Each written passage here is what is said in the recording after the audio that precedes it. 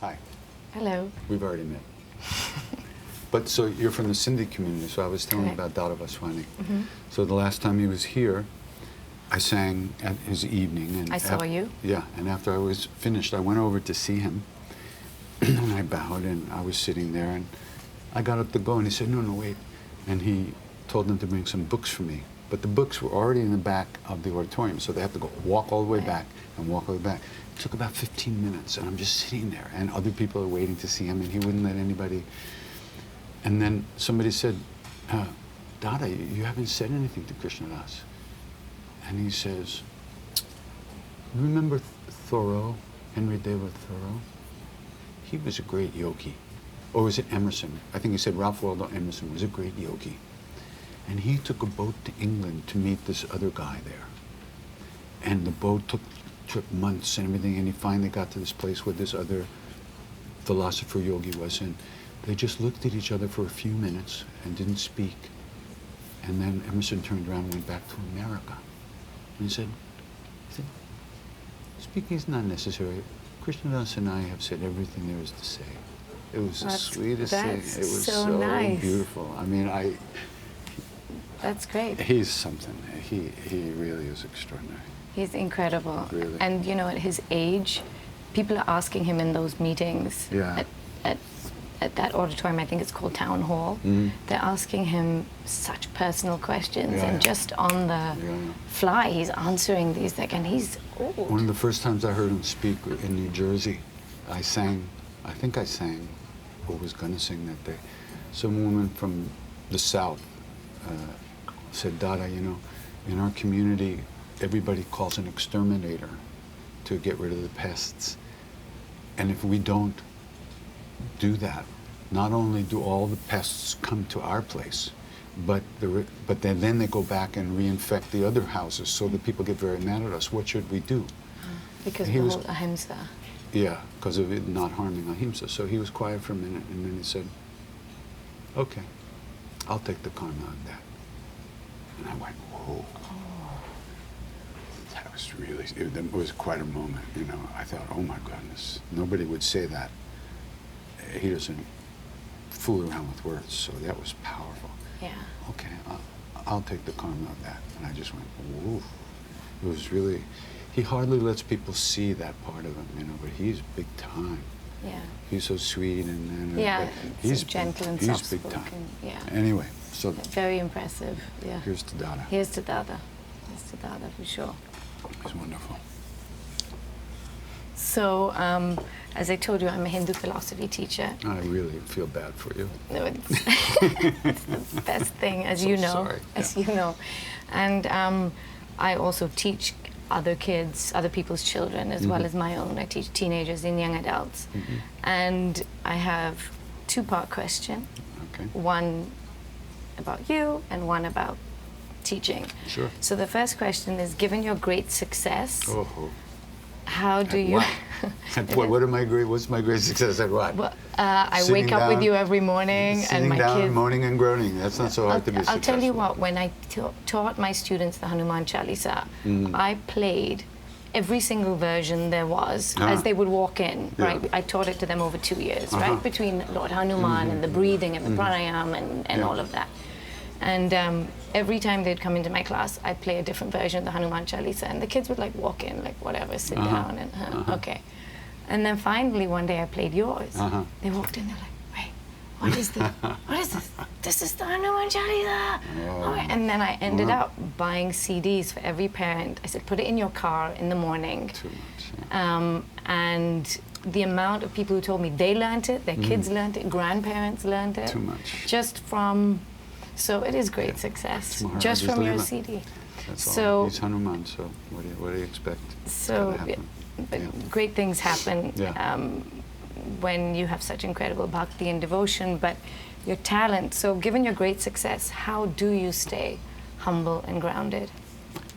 Humble? Grounded? How do you define those terms? No, I'm just kidding. Well, I don't know if you know my history, but in a long story made short, when I started to sing with people, and 9 months later I quit. And I wasn't going to sing anymore. And I said to Maharaji, I can't do this. I mean, he was already gone since 1973. I'm talking 1994. I just said, I can't do this. I'm not qualified for this. I'm going to use all that adoration and energy and stuff that's coming towards me. I'm going to use it to satisfy my own stuff because I'm hungry. And a hungry person has to eat. And I'm going to use all that. I'm going to gobble all that up. And I'm horrified by that. And I'm not going to sing, period. Goodbye. Next. Either you fix this or I'm not singing. So I quit and I went to India.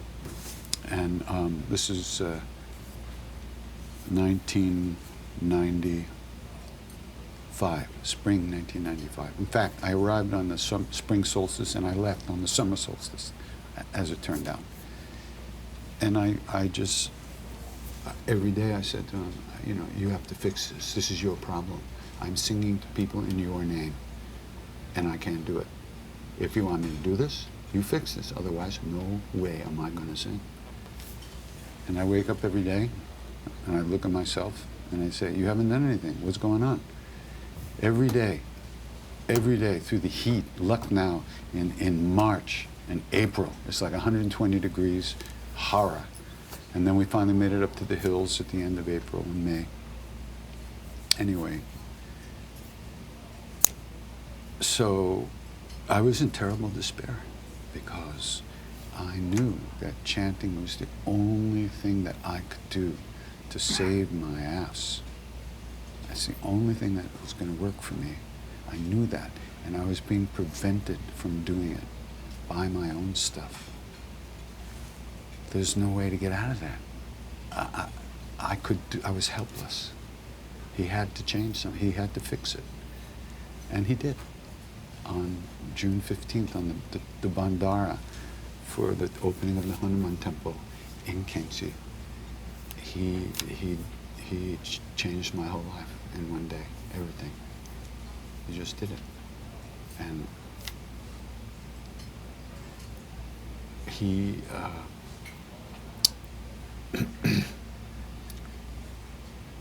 he showed me the way things are, and that it wasn't about me, even if I thought it was.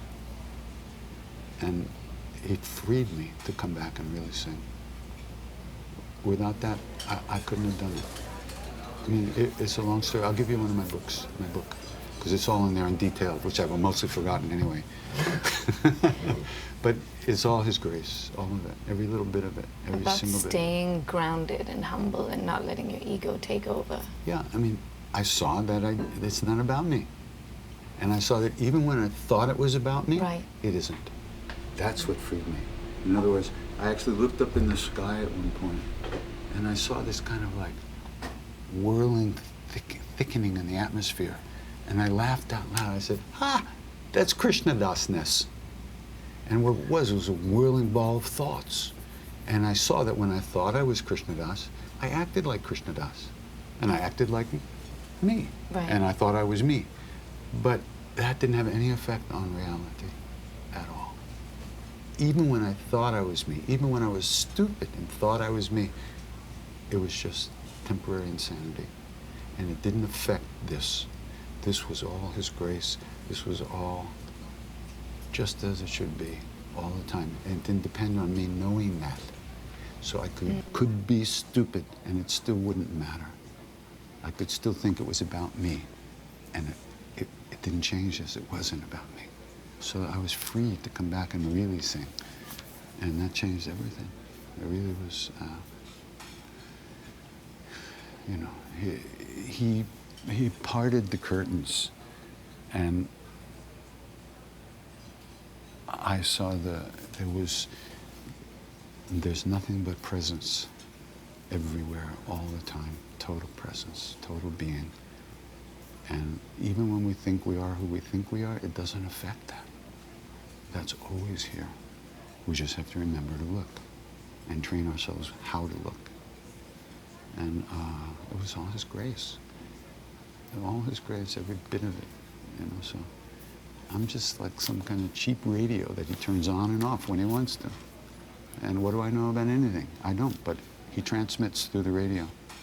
That's it. People think it's me, fine. That's nice, that's their problem. I don't think it's me. That's incredible. So Sometimes. that's incredible clarity that Yeah. it's not you, it's the divine. It's grace. It's grace. Yeah, it's grace. Just to It's the way keep it is. that Yeah. knowledge. I don't even try to remember it. It's just the way it is. I've seen that. I've experienced that. Do I live like that 24 hours a day? Obviously not. But once you've seen something, you've seen something, and you can't forget that you've seen that. So it kind of changes, it takes the sting out of everything. Even it might still be there, but the heaviness of it is gone most of the time. You know, so it freed me to come back and do the practice that I had to do to save my ass, and that included other people. Chanting, this kind of chanting is call and response. So all I'm doing is doing my practice. I'm not concerned with what's happening out there. That's his problem. That's his business. I have nothing to do with it. I sing. That's all I do. Right. I'm not trying to do anything. I wouldn't even know how to do anything for anybody. Right. What I know is sing. I know how to chant. That's what I do. And as far as being good at it, has nothing to do with it. I just keep trying to do it more completely all the time. It's always that effort is there to immerse oneself more completely in it. That's all. That's the only effort I make, not to present it in any particular way, or there's no hope that people will like it or not like it. It's just to do it. I'm not doing it for other people, although I recognize people get things out of it, but I have nothing to do with that. Right. Obviously. What do I know about that shit? Nothing. But what does he know? Everything. So I was born on Long Island, for Christ's sake. What is that? What can you do? So my kids, don't knock Long Island. I'm not knocking it, but there's a certain kind of thing you have to go through. I've moved from Long Island to the city. Now my kids are in college. I'm like, Really? yeah, I'm in the city. So, yeah, I have 2 kids in college. One's graduating this May Fantastic. and moving back to New York. So, Uh-huh. so what I'm hearing is that as Lord Krishna says in the Gita, all you have control over is the effort. That's right. Leave the results. Yeah, it's not up to us. It's not up to us. So that keeps you grounded, and that it's all just about the effort, and that's it. And it's really not us anyway. It's really not. Us anyway, really, because the effort's coming from the divine, right? If I didn't have divine in me, I couldn't work. That's too much of an extrapolation for me. That's already another level back or before. Who knows? I don't know where. All I know is I got to sing to save my ass, so that's what I do. Great. Is the effort coming from him or is it coming from me? I don't know. Right. But it's his grace that I've been given a practice that works for me. Right. That's amazing. And so I try to do it as much as I can. But still I'm just as fucked up as anybody else. I have my whole life falling down at places, you know. But I just keep chanting as much as I can because I know that's what's going to keep me floating. You know, I'm up to here. But that's all. I don't know where it comes from. I don't know where it goes. All I know is that this is what I do. And I do it by his grace, and I just try to keep doing it. Amazing. And the second part of the question is the same thing about being humble and grounded. So I teach teenagers and young adults, and given the social media culture that we all live in, especially then, how do I teach my kids, my students, the value of humility when they're surrounded by social media, which only promotes them to do the exact opposite of that. Yeah. The exact, from what they eat to who they're with, where they go, it's all about bragging. It's all about posting and bragging. Yeah. So how do I teach them the value of humility? It's a really tough sell for me. Well, first of all, you have to be humble. That's the first thing. And you have to present a way of living in the world that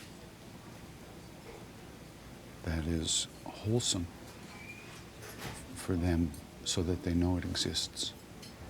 you're not going to be able to overcome all their desires to get off all those different ways that they can get off.